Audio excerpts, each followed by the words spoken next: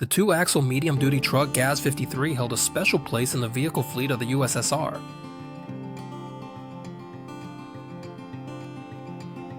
It didn't impress with any particular technical features or performance. Its advantages were simplicity, reliability, and sheer numbers. Produced in more than 4 million units, the Gaz 53 became the most mass-produced truck of the Soviet Union.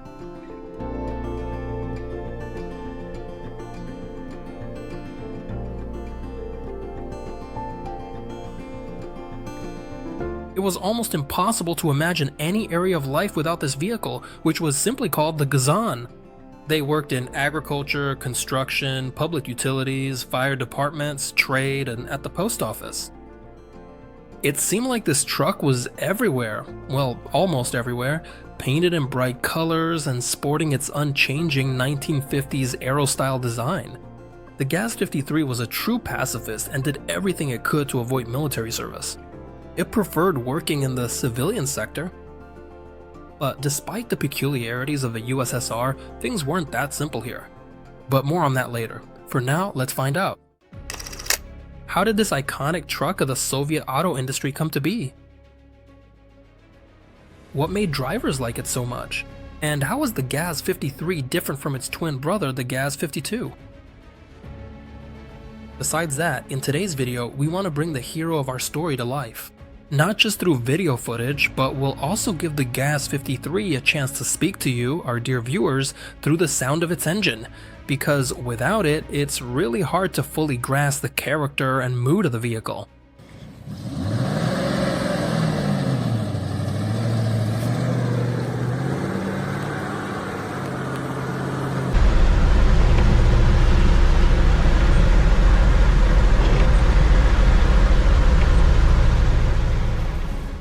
You'll learn about all the interesting moments from the history of the most mass-produced truck in the USSR in our video today. So keep watching and share your impressions in the comments.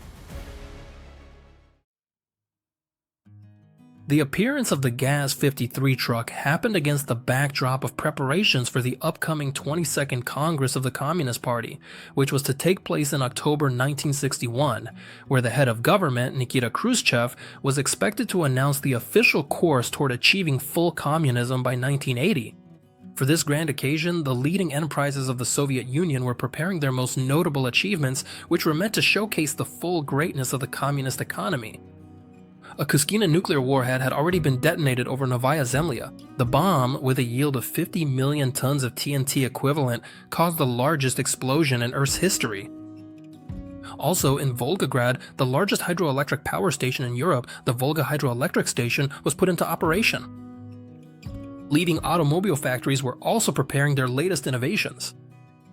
The Gorky automobile plant also joined this process, where, since the late 1950s, work had been underway to prepare for the production of a new third-generation truck. But the road to the assembly line was difficult and full of obstacles. The final deadline for delivering the finished vehicle was relentlessly approaching, and in the Gaz 53 project, significant difficulties and obstacles arose. The production of new engines at the Zavolsky motor plant, which were supposed to equip the new model, was delayed. In Nizhny Novgorod itself, they just couldn't manage to set up production of the rear drive axles with the hypoid gear. The management at the gas plant was frantically searching for solutions, realizing that if they failed to prepare their new truck in time for the party congress, their careers would be over. On the other hand, timely completion of the project meant awards, bonuses, and recognition. After many meetings, they decided to go with a temporary solution. They prepared it in time for the party congress. An interim version of the truck was made based on the chassis and components from the old Gaz 51A model. Thus, by September 1961, the people of Novgorod had already showcased their new truck model, the Gaz 53F. The vehicle was equipped with a new all-metal cab, built in the typical style of the American auto industry of the 1950s, featuring voluminous rounded shapes and a curved panoramic windshield, its own stamped U-shaped fenders, a front panel, and headlights positioned at the upper edges. This truck resembled the early ZIL 130 models. And that's no surprise, since most of the leading designers from Soviet automobile factories, while interning in the heart of the global auto industry at the time, Detroit, picked up on the latest trends in automotive design, including the aero style that was characteristic of that era. The new compromise model inherited all the main components and assemblies from the old Gas 51. The frame, which, however, was reinforced and lengthened, the 6-cylinder inline engine, which was also upgraded and its power increased to 82 horsepower. It was precisely because of the new forced engine from the old model that the first Gas 53s received the index F in their name. The new Gazon also inherited the axles from its predecessor. As for new features in the design, it's worth noting the new mechanical 4-speed gearbox with synchronizers. This unit made the driver's job much easier since there was no need to press the clutch twice, and shifting gears itself became much easier.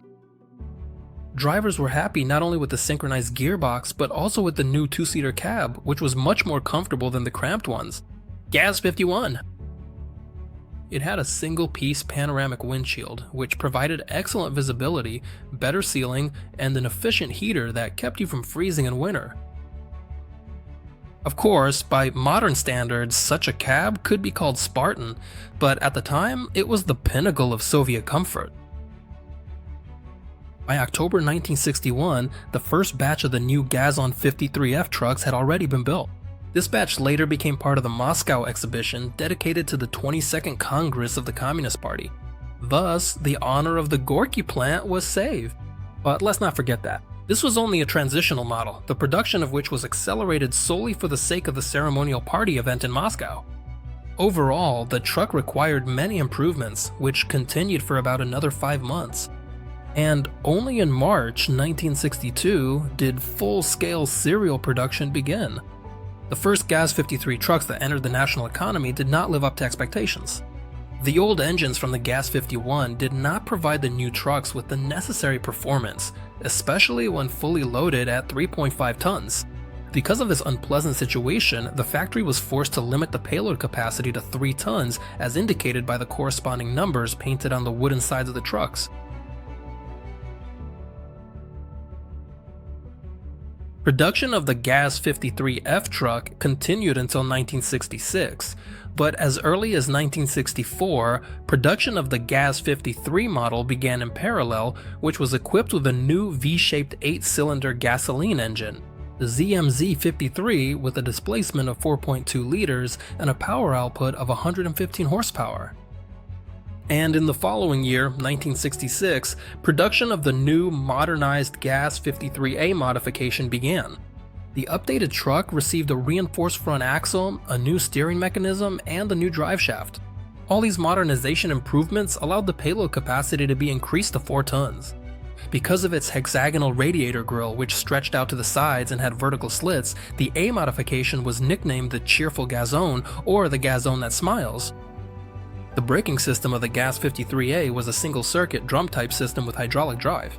The truck's suspension was dependent, using longitudinal semi-elliptical leaf springs, with additional hydraulic shock absorbers on the front axle and auxiliary leaf springs on the rear drive axle.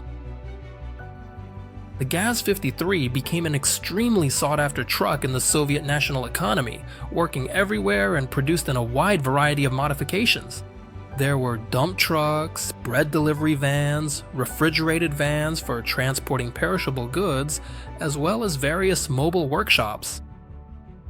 The Gaz 53 chassis was also used for garbage trucks, fire engine tankers, aerial ladders, truck cranes, and hydraulic lifts, as well as fuel and food product tankers. The extended Gaz 53 chassis without a cab became the basis for the Cav 685 buses, which were produced at the Kurgan bus factory. And of course, how could we forget the Soviet Army, which even managed to put a pacifist like the Gaz 53 to use? It was turned into a specialized military modification, equipped with an additional 105-liter fuel tank, a preheater, and a set of extra equipment. The Gaz 53 was a simple, rugged, and easy-to-repair vehicle. This mass-produced truck essentially became the backbone and indispensable workhorse in most sectors of the national economy. For example, in the 1970s and early 1980s, about 80% of collective farm vehicle fleets consisted specifically of the Gaz 53. Such high demand for this truck didn't come out of nowhere, but was due to its solid operational characteristics. With an unladen weight of 3,200 kilograms, it could carry 4 tons of cargo, which was simply an excellent result. For every 100 kilometers, the truck consumed 25 liters of fuel, which was stored in a 90-liter tank. And its performance was also quite decent, 85 kilometers per hour. No doubt, the Gaz 53 was a good truck, but still. It was a medium-duty, rather bulky truck, which wasn't always suitable for work on small construction sites, on farms, or at industrial facilities. In these cases, a truck with a slightly lower payload capacity was needed. And such a truck was built at the Gorky automobile plant back in 1962. This was the Gaz 52 model with a payload capacity of 2.5 tons. The truck inherited the new cab from the heavier 53rd model. Meanwhile, the main components, the engine, axles, and wheels, came from the older Gaz 51 model. The vehicle was produced in 2 versions, with a short or a long wheelbase. The short wheelbase version was equipped with a 4-speed gearbox without synchronizers. It was taken from the old Gaz 51A model. You could tell the Gaz 53 from the Gaz 52 by looking at the wheel discs. On the 53 model, they had 3 ventilation holes, while on the 52, there were 6. The Gaz 52 also had a slightly shorter wheelbase. Another distinguishing feature of the Gaz 53 was the gray Pentagon quality mark, which the truck received in 1973. It was mounted on the right side of the radiator grille. The Gaz 52 did not have such a distinction, so in place of the badge there was just a hole, which drivers with a sense of humor called the hole from the metal. The Gaz 52 was produced at the Gorky automobile plant until 1993. More than 1 million of these trucks were produced. As for the Gaz 53A, in 1983 the truck underwent significant modernization, which primarily concerned the engine, whose power increased thanks to a new oil pump and filter. Additionally, due to a higher compression ratio, the power rose to 120 horsepower. The new modification of the Gaz 5312 truck now consumed 7% less fuel. In addition to the engine, many other components of the vehicle were also updated. The springs, frame elements, rear axle, and front axle beam were reinforced. All these improvements allowed the truck's payload capacity to be increased to 4.5 tons. The engine service life before the first major overhaul on this modification was now 250,000 kilometers. In accordance with stricter safety standards, the truck received improved lighting, a dual-circuit braking system with a hydro-vacuum booster, and a new, safer triplex windshield. In 1984, the famous Gazon smile disappeared. The truck received a new, simplified rectangular radiator grille with elongated vertical slots. The 4 horizontal ventilation openings also disappeared from the upper part of the front panel. The Gaz 53 and its modifications were exported abroad in large quantities. Overall, the truck was exported to more than 50 countries around the world, most of which were part of the socialist bloc. However, there were even capitalist countries among the buyers, such as Finland and Belgium. The Gaz 53 was produced not only in the USSR, but also in Bulgaria, where a plant called Madara was built in the city of Shumen based on a Soviet project. This plant assembled trucks from ready-made kits supplied by the Gorky automobile plant. Starting from the early 1980s, these trucks were equipped with Bulgarian-made 80-horsepower diesel engines produced by the Varna engine plant. In addition, certain batches of vehicles were assembled from kits in Cuba. In the 1970s and 1980s, the Gaz 53 was produced in large quantities and was the main truck on the Gorky automobile plant's assembly line. However, everything changed in the early 90s. After the collapse of the Soviet Union, in the new realities of an open market economy, the old gas trucks with their 1950s design and construction simply couldn't compete with more modern trucks of the same class.